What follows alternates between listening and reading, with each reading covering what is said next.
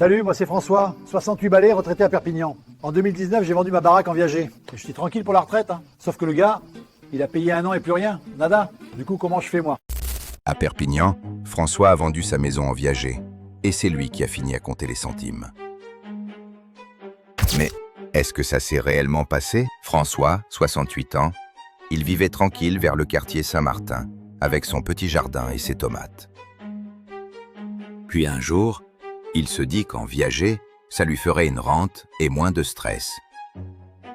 Il va chez le notaire près du Castillet, il signe, il tremble un peu mais il se dit que c'est carré. Le premier mois, la rente tombe.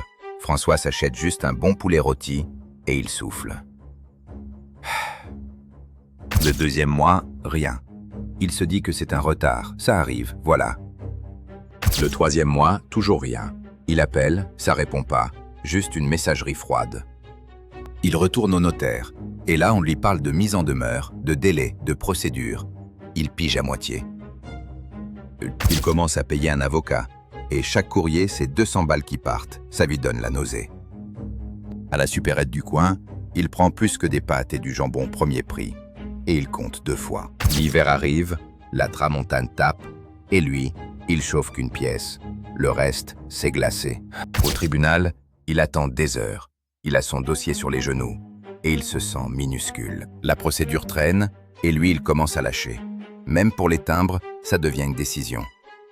Un matin, il reçoit encore un courrier d'huissier et il s'assoit direct, comme si ses jambes avaient dit stop.